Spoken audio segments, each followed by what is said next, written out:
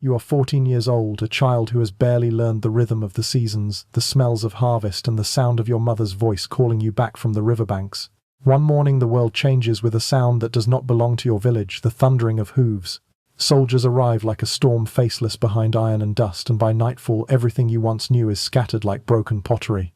The roof of your house burns, your family is torn apart, and you are chained in a wagon surrounded by others who weep silently, afraid to meet each other's eyes. What lies ahead is not death but something far more enduring. You are inventory now, human merchandise for a system that has perfected the art of turning living bodies into profit. This is the beginning of a story, not of one child, not of one village, but of millions. For more than 6 centuries, the Ottoman Empire stretched across 3 continents. Its banners flew over the Balkans, North Africa, the Middle East, and deep into Europe. Today we remember the astonishing mosques of Sinan, the grandeur of Topkapi Palace, and the brilliant sultans who shaped strategy and culture. The empire is often framed as a beacon of architecture, trade, and military genius. But beneath the golden domes and marble courtyards there existed a machinery of human trafficking and sexual exploitation so vast, so precise, that it became a cornerstone of imperial power. What you are about to hear is not rumor or legend, whispered in fearful corners. It is drawn from the empire's own administrative records, from European envoys who wrote horrified reports back to their courts, and from archaeological traces that speak of markets where human lives were bartered. The Ottomans did not treat this system as shameful or hidden. They treated it with the same bureaucratic care that they gave to taxes, to military campaigns, to the building of bridges. In ledgers bound in leather they wrote down the ages, the origins, the prices of captives. They even listed qualities like skin tone, fertility, and obedience, reducing entire human identities into commodities to be sorted, sold, or discarded. This was not a set of accidents of war. It was policy, calculated, deliberate, and deeply rooted in the empire's sense of what it meant to rule. For those in power, women taken from conquered lands were as essential as grain or timber. Their bodies were currency, their forced labor, a foundation of wealth. Across provinces, their capture and sale provided revenue streams that rivaled the spoils of battle. The system stretched like a net across Europe, Asia, and Africa. Christian girls from the Balkans, Circassian women from the Caucasus, and African captives, brought through desert routes, all ended up in Ottoman markets. Some were destined for agricultural work, some for domestic service, but the most prized, the young and the beautiful, were marked for the empire's harems. They were not hidden in back rooms, but celebrated in poems, painted in miniatures, and praised as symbols of imperial magnificence. To the Ottomans, the presence of enslaved women in their palaces was not a stain, it was proof of power. Pause for a moment, and imagine how ordinary people in Ottoman territories lived with this reality. Parents in villages whispered of soldiers who might one day arrive. Families rushed to marry off daughters at impossibly young ages, believing that a wedding ring, however hasty, might protect a child from the collector's gaze. Some scarred their own daughters, deliberately marring faces or bodies to make them less appealing to Ottoman officials. Others sent their children into forests, hiding them like treasure. Fear itself became a permanent feature of life, a shadow cast across generations. And yet, within the empire, the sight of human beings chained in markets was ordinary. Children growing up in Constantinople walked past auction blocks as casually as one might pass a stall selling figs. The normalization was total. To grow up, Ottoman was to learn that human bodies could be bought, sold, and trained like any other resource. Religious scholars wrote treatises justifying the ownership and sexual use of captives. Legal codes confirmed it as lawful. Artists celebrated it in verse. The empire wove this exploitation into the very fabric of daily existence, so thoroughly that even victims over time sometimes came to accept it as the natural order. The capture of a 14-year-old girl by soldiers was not a misfortune of war. It was the first step in a process engineered with military precision and economic calculation. Each stage, capture, transportation, sale, training, was designed not to protect the humanity of the captive but to erase it, to transform free women into imperial property. Before we move forward, it is worth remembering that history often sanitizes empires. We admire the domes, the mosaics, the brilliant generals, but if we are to understand the Ottoman world in its entirety, we must look beneath the stone into the shadows where policy turned into cruelty.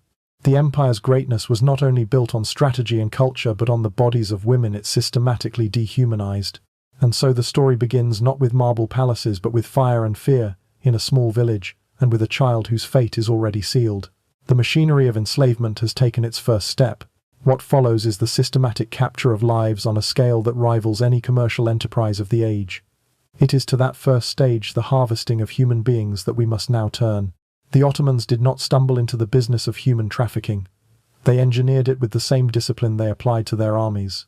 When their soldiers advanced into foreign territories, they carried not just weapons but instructions. These were not random raids or chaotic pillaging. They were coordinated campaigns of capture, as deliberate as harvesting a field of grain. From the moment a town was taken, the work of classification began. The youngest women, especially those whose faces and bodies reflected the beauty standards of the empire, were separated almost immediately. Their future was already determined. They would be destined for imperial harems or processed through specialized facilities designed to train them into polished courtesans. Older women considered less marketable for sexual use were still far from free. They were assigned to domestic slavery or agricultural work, their labor fueling Ottoman households and estates. Children were assessed like livestock, boys for their potential in the military or palace service, girls for their perceived beauty and fertility. No one was exempt from the system's cold arithmetic. But the process was not only logistical, it was psychological.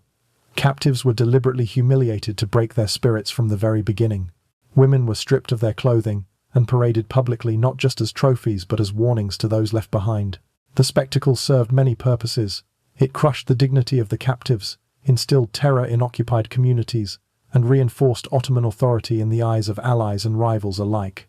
These parades were demonstrations of absolute power designed to make resistance seem futile.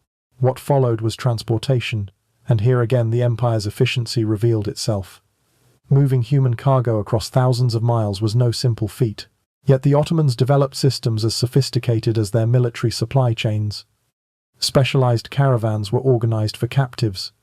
Chains and cages ensured security. Medical attendants traveled alongside, not out of compassion but to preserve valuable merchandise. Covered wagons were reserved for the most prized women, their skin shielded from the sun, so their complexions would remain unblemished and their market value high. Routes were meticulously planned to reduce the risk of escape or rescue. Some caravans moved at night, avoiding detection in contested territories. Others followed heavily guarded roads that paralleled military supply lines. The empire even maintained staging posts where captives could be held, temporarily inspected for health and rechained before continuing their journey. Each link in this chain of transport was calculated to maximize profit and minimize loss. The brutality of capture did not end with physical confinement. Psychological warfare continued throughout the journey. Families were deliberately separated so that no group of captives could form solidarity. Women were paired with strangers who spoke different languages, ensuring communication was impossible. Food and water were rationed in ways that forced captives to compete for survival. The empire had learned that desperation bred obedience, and every step of the journey reinforced this lesson. To the soldiers and officials overseeing these caravans, the captives were not individuals. They were line items in ledgers, quantities to be delivered intact. Ottoman administrators maintained detailed lists describing the captives in terms that stripped away humanity, origin, age, hair color, physical condition, and estimated value. A girl might be noted as Balkan age 12, healthy teeth sound. Another as Circassian age 17, complexion fair, potential high. These were not descriptions of people. They were product specifications. For the empire, the capture of human beings was not an afterthought of conquest. It was often the very reason for conquest. Campaigns into the Balkans and Caucasus were justified not only by political expansion but also by the promise of fresh human supplies. In many cases, enslaved women became part of the spoils calculated in advance. Commanders factored the expected value of captives into their strategies, knowing that victory would bring not only land and gold, but also bodies to be processed through the empire's markets. If the precision of this system seems chilling, it is because it was designed to be so. Unlike earlier empires where captives were seized in chaotic raids and then dispersed haphazardly, the Ottomans perfected a kind of industrial-scale collection. Their soldiers did not merely conquer, they harvested. And in this harvesting, every detail mattered, from the way captives were marched to the markets, to the categories assigned to them upon arrival. The cruelty lay not just in the violence of capture but in the total erasure of identity. A woman could not cling to her family, her language, or her dignity. From the very first step of the journey, these were stripped away as surely as her clothing. She was no longer herself. She was property in motion, her value calculated in advance. This is the machinery of enslavement at its most refined, a process that turned free women into commodities before they even reached the markets. A process that began with soldiers thundering into villages and ended in the auction squares of Constantinople. To understand the scale of this system, we must now turn to those markets, the places where the empire displayed, priced and sold its captives with the efficiency of a commercial fairground. If capture was the first stage and transport the second, then the markets of Constantinople were the empire's grand stage of commodification. Here, the Ottoman system revealed itself in full, not hidden behind battlefield smoke or caravan dust, but in public commercial display. The city capital of the empire was not merely a political and religious center. It was the hub of one of the most sophisticated human markets the world had ever seen. Picture the scene. A narrow street opens into a courtyard lined with stalls. Instead of spices, fabrics, or ceramics, the goods are human beings. Women stand upon raised platforms under the gaze of potential buyers. Some tremble, others stare blankly ahead, their eyes hollowed by fear. Ottoman dealers circulate, calling out details with the same transactional tone one might use to sell fine carpets. Circassian 15 years, excellent health, light complexion. Balkan 17, skilled in domestic work. Age, origin, beauty and fertility are advertised openly. Catalogues were often kept listing each captive's attributes in bureaucratic detail.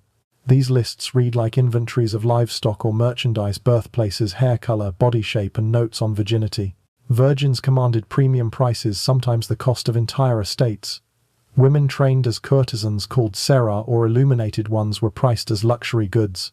European captives from places like Hungary or Poland often commanded the highest bids, their features exotic and highly valued in Ottoman taste.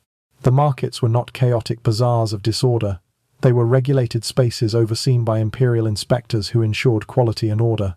Like guilds managing the sale of wool or grain, the empire had developed standards for human transactions. Dealers were licensed, auctions supervised and taxes collected. The state profited directly from each sale, treating human bodies as reliable sources of revenue. But perhaps the most chilling aspect was not the sale itself, but what came after. Many of these women were not simply bought and taken home. They were processed through training centers, institutions designed to strip away every trace of their old identities and rebuild them as compliant commodities. Upon entering these facilities, a captive's former life ended abruptly. She was given a new Ottoman name, often one that evoked beauty, purity, or submission. Speaking her native tongue was forbidden. Those caught whispering their old words faced brutal punishments, beatings, starvation, or worse. Religious conversion was enforced through ritual and discipline. Captives were compelled to memorize prayers in Arabic or Turkish, to adopt Islamic practices under threat of violence. The goal was not merely obedience, it was transformation. Trainees were taught elaborate grooming rituals, instructed in court etiquette, and drilled in the performance of joy and gratitude. They were trained to bow their heads in ritualized submission, to smile at the selection of a master, to mask their despair with the appearance of delight. Survival meant not only compliance but performance. The Ottomans understood the power of psychological reshaping. Captives were isolated from anyone who might provide comfort or solidarity. Instead, they were pitted against one another, forced to compete for food, for rest, for even the smallest mercies. Rivalries bloomed where friendships might have grown. The empire encouraged this division, knowing that mistrust among captives prevented rebellion. Some adapted. They learned the rituals, spoke the words, and performed the roles expected of them. And in time, some of these survivors were elevated, placed as supervisors over new arrivals. Their trauma was weaponized, their obedience turned into authority. Thus the cycle perpetuated itself, broken women helping to break others. And all the while the markets flourished. Demand for captives never waned. Constantinople's population, like that of many Ottoman cities, was accustomed to the sight of chained women. To ordinary citizens, the presence of slaves was no more remarkable than the presence of bakers or traders. Owning a woman was a sign of prosperity, a marker of status. For elites, it was essential. The harems of the wealthy were filled with women trained and refined in these very centers, their identities erased, their bodies polished into commodities for display and use. This is the moment where we must step back and realize these markets were not aberrations. They were not shameful corners of the empire hidden from polite society. They were central, regulated, celebrated. Poems were written about the beauty of enslaved women, as though their suffering were an ornament for literature. Miniature paintings depicted them in gardens, reclining in silks, as if their very captivity were an aesthetic achievement. The Ottomans transformed slavery into art, into culture, into a visible symbol of imperial might. And yet for the women themselves, these spaces were nightmares. A Balkan girl torn from her village might find herself standing on a platform, eyes burning under the gaze of strangers, unable to understand the language spoken around her. A Circassian child might be renamed beaten for speaking to another captive in her tongue, forced to bow in ritualized submission. To them, the empire's grandeur was nothing more than an iron collar. The markets of Constantinople were not just places of exchange, they were engines of transformation, where human beings were reduced, repackaged, and resold. To walk through them was to see the empire's moral core laid bare, an efficient, normalized system of human exploitation that fueled not only households and palaces, but also the cultural pride of a civilization. From here, the story deepens into the very heart of Ottoman cruelty. The training systems designed not only to control but to break. If the markets were the stage of transaction, the training houses were the crucibles of transformation. It is there, in the silence of locked rooms and the rituals of submission, that the empire perfected the art of erasing the human spirit. The markets ended one chapter of a captive's life and opened another far more insidious. Purchase was not the conclusion of suffering, but the beginning of transformation. For many women, the next destination was not immediately the household of a master or the halls of a harem. Instead, it was a training center facilities, where the empire refined its most unsettling craft, the art of breaking the human spirit and rebuilding it in forms that served imperial needs. These were not crude pens or cages. They were institutions, structured with procedures as formal as any madrasa or military school.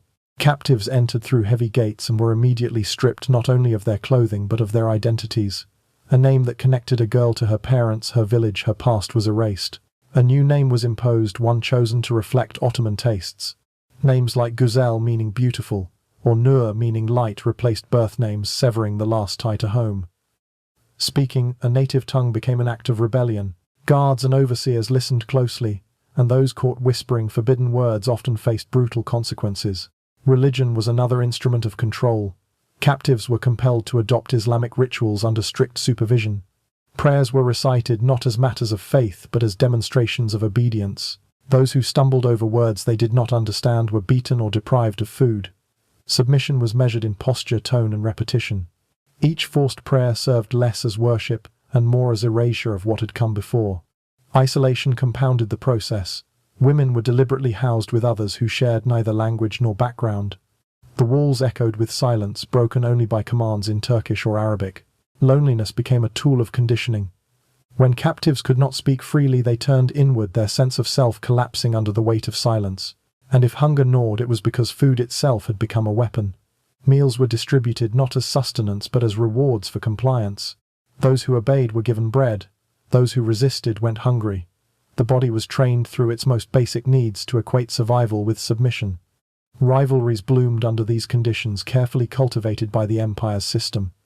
Captives were forced to compete for privileges, better sleeping mats, a moment of warmth, or an extra portion of food.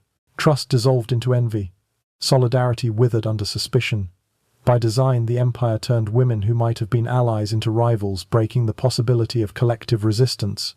Each girl learned quickly that to survive she must outshine, outplease, outsubmit her companions. The training itself was exhaustive and precise. Women were drilled in grooming rituals, taught to maintain elaborate standards of cleanliness and beauty. They memorized songs and phrases in Turkish and Arabic. They practiced the art of walking with measured grace, of bowing their heads at just the right angle, of speaking with tones that conveyed submission and gratitude. Even breathing was rehearsed, trained to appear delicate, alluring, controlled. What should have been the natural rhythms of a free life became calculated performances rehearsed daily. And survival depended upon mastery of performance. Gratitude was demanded not only in action but in expression. A woman might be beaten for failing to smile when praised, or for not showing joy when chosen for a task. The system did not merely want obedience. It wanted visible theatrical compliance. It wanted captives to act as though they loved their condition. Some adapted, and in doing so found themselves elevated within the hierarchy. A woman who had endured the system long enough and proved her usefulness might be made to supervise new arrivals. Here lies perhaps the cruelest twist: trauma weaponized against the next generation. Survivors of breaking became agents of breaking. Their authority was born of their own pain, and their obedience was rewarded by being allowed to enforce the same suffering on others. Thus, the system reproduced itself endlessly, cycling victim into victimizer. But the manipulation was not limited to the captives alone. The broader Ottoman society was shaped by cultural indoctrination that made such cruelty seem natural. Children in the empire grew up surrounded by enslaved people, seeing their presence as ordinary. In Constantinople, a child might walk past a chained girl on her way to school. In the countryside, families owned women who had once been free mothers and daughters of conquered villages. The sight of captivity was as familiar as that of bakers or merchants. Religion reinforced this normalization. Religious scholars wrote treatises describing in clinical detail how enslaved women could be used sexually, what breeding strategies might produce desirable offspring, and what legal rights owners had over them. These were not whispered notes passed in private. They were public discourses taught openly, woven into education. Captivity was presented not as cruelty but as divine sanction. Through markets and training centers, the empire ensured that the act of breaking a human being became a cultural expectation. Even ordinary citizens came to believe it was right, lawful, and inevitable. The sight of a woman forced to bow her head in ritual submission was not only tolerated, it was celebrated as evidence of Ottoman prosperity. And so, the process of breaking the spirit was not hidden in shadows. It was staged in plain view, rehearsed in institutions, normalized in culture, sanctified in law. The empire had accomplished something far more chilling than conquest. It had created a civilization where cruelty was not an aberration but a pillar. From here, the story turns to the machinery that made this all possible. The bureaucracy, the ledgers, the records that reveal how a state could quantify human suffering with the same meticulous detail it applied to taxes or military campaigns. To see how far this system extended, we must turn to the empire's paperwork, where every act of exploitation was logged with ink and precision. If the training centers were the crucibles where human identities were shattered, then the empire's bureaucracy was the skeleton that held the entire machine together. For the Ottomans, slavery was not a chaotic side business of war. It was an institution maintained with the same precision as tax collection or military campaigns. The empire's scribes, clerks, and accountants became the silent accomplices of cruelty, turning flesh and blood into lines of numbers and ink. In the archives that survive today, ledgers describe enslaved women as though they were commodities in a warehouse. Entries list origin, age, physical attributes, and market price. One might read Circassian, age 14, complexion fair, teeth intact. Another Balkan, age 19, tall, trained in household tasks. These records did not include the names that once tied these women to their mothers or fathers, to rivers or villages. Instead, they became descriptions, specifications, assets in an inventory. The empire developed pricing structures that shifted with supply and demand. When wars brought large numbers of captives from the Balkans, prices fell. When campaigns stalled and supply dwindled, values soared. European women often fetched higher prices than African captives, reflecting Ottoman beauty standards and the exoticism ascribed to pale features. Virgins commanded premium rates, sometimes more than estates or houses. Young girls, especially those under 10, were treated as long-term investments, their value calculated against years of potential service and reproduction. The sophistication of this system extended beyond pricing. Breeding programs were developed to produce specific categories of enslaved people. Women were paired with men chosen by their owners, forced into reproductive roles designed to generate children with desirable traits. Some were bred for beauty, destined for harems. Others were bred for strength, meant to labor in households or fields. These practices were recorded in chilling detail, with officials tracking not only birth outcomes but the fertility of individual women as though they were livestock. Quality control was central to the system. Inspections were routine, conducted by imperial officials tasked with ensuring that captives remained healthy enough to retain value. Physicians examined women like veterinarians, checking teeth, skin, and fertility. Those deemed unfit for elite markets were sold at reduced prices to lesser buyers or discarded altogether. Those who exceeded expectations were set aside for palaces or wealthy merchants. Even failure was accounted for. Women who resisted training too fiercely were punished publicly, their suffering a lesson for others, their reduced price absorbed as the cost of doing business. But perhaps the most chilling element was how ordinary all of this became within the empire's bureaucratic mind. Just as military campaigns required supply lists and logistical planning, so too did the enslavement of women. Records of shipments resembled commercial manifests. Numbers of captives transported, survival rates during the journey, revenues collected from sales. Clerks reported losses with the same language used for spoiled goods or missing weapons. Human beings became statistics, their suffering flattened into data points. The bureaucracy extended even to performance feedback. Purchasers of enslaved women were sometimes required to report on their acquisitions, noting qualities of obedience, skill, or appearance. This information fed back into training centers, refining methods of indoctrination. The empire had developed feedback loops as systematic as those used by modern corporations, constantly improving efficiency in the production of compliant human property. And the wealth this generated was staggering. Revenues from human trafficking flowed into imperial coffers, financing palaces, mosques, and military campaigns. The grandeur we still associate with the Ottoman Golden Age, the soaring domes, the marble courtyards, the endless ceremonies, was underwritten in part by the sale of human beings. Slavery was not simply tolerated by the empire, it was woven into its fiscal fabric, factored into budgets and economic projections. When we marvel at the architectural marvels of Constantinople, or the strategic brilliance of Ottoman generals, it is worth remembering that their foundations were laid not only in stone and steel, but in the lives of countless women reduced into property. The bureaucrats who copied their neat lines of Arabic script may not have wielded swords or chains, but they were every bit as integral to the machinery of enslavement as the soldiers who stormed villages. And here lies one of the most unsettling truths of empire. Cruelty thrives not only in violence but in paperwork. It survives not only in the lash of a whip but in the quiet scratching of a pen across parchment. The Ottomans perfected this, building an entire bureaucratic apparatus that normalized and sustained exploitation for centuries. From this machinery of records and revenue we turn now to its larger consequences. The ways this system permeated Ottoman culture, reshaped families across conquered lands, and left scars so deep that even generations later fear lingered. The story is not just one of ledgers and ledgers, but of entire societies living under the constant shadow of selection, loss, and trauma. By the time the machinery of capture markets, training, and bureaucracy had been perfected, the Ottoman system of enslavement was no longer just a practice. It was a culture. It was a worldview so deeply embedded that generations of men, women, and children accepted it as the natural order of things. And perhaps the most haunting truth of all is not only the scale of the cruelty but how thoroughly it was normalized. For families in conquered lands, the threat of abduction was constant. Parents knew that soldiers or slave traders could appear at any moment. Entire strategies of survival emerged. Some families married their daughters off before they had even reached adolescence, believing that a husband's protection might shield them. Others deliberately scarred their children's faces, inflicting wounds in the desperate hope of making them less desirable to Ottoman collectors. In villages across the Balkans, Caucasus, and beyond, fear became a daily companion, shaping choices, traditions, even the rhythms of childhood. The psychological damage was not confined to those who were taken. Communities lived in perpetual anxiety, their futures warped by the possibility of loss. Parents whispered warnings to daughters. Sons grew up with the memory of sisters stolen in the night. In some regions, songs and folktales emerged that carried these fears, preserving memories of abduction and enslavement in the cultural fabric long after the fact. Trauma became hereditary, passed down not only in blood but in story. Inside the empire, however, the view was very different.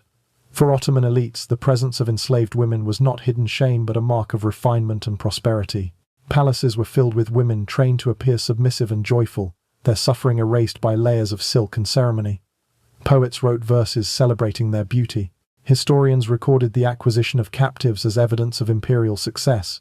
Even religious scholars lent their authority, producing treatises that justified sexual slavery as divinely sanctioned. In art, literature, and law, exploitation was not condemned, it was glorified. Perhaps the most disturbing consequence was the way victims themselves were reshaped to participate in this system. Women who had survived the breaking process, who had endured enough to rise slightly in status, often became the very tools used to subjugate others. They supervised training centers, enforced rules, and punished new captives. Their own trauma had been weaponized, their survival bound up in perpetuating the same cruelty they had once suffered. In this way, the empire created victims who became agents of victimization, ensuring the system sustained itself without constant outside enforcement. The international world, too, played its part.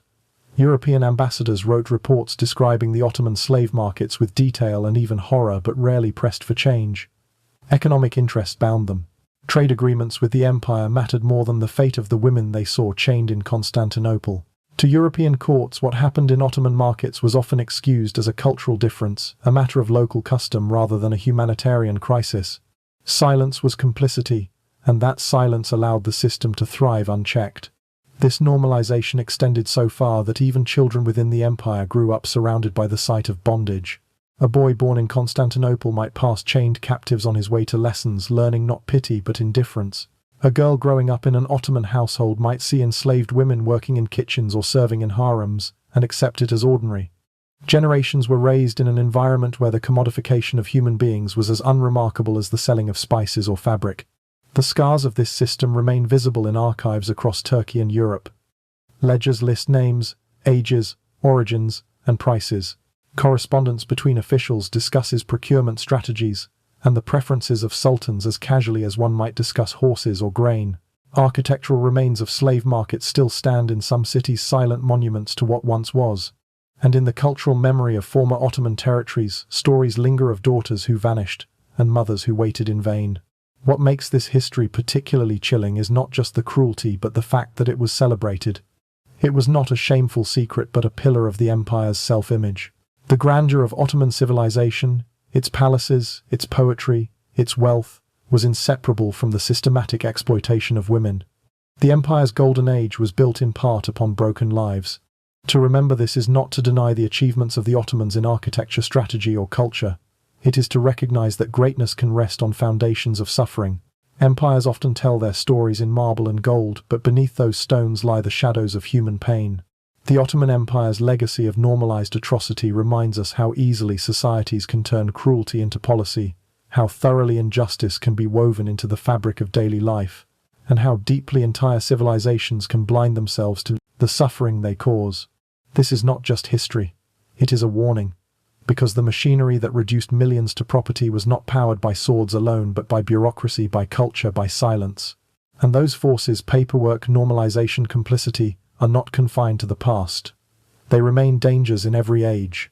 The story of the Ottoman system of enslavement is not only about what was done to women centuries ago, it is about how power left unchecked can corrupt the most basic human relationships. It is about how ordinary people can come to see cruelty as normal, and it is about why we must remember so that such systems never rise again, cloaked in the grandeur of empire.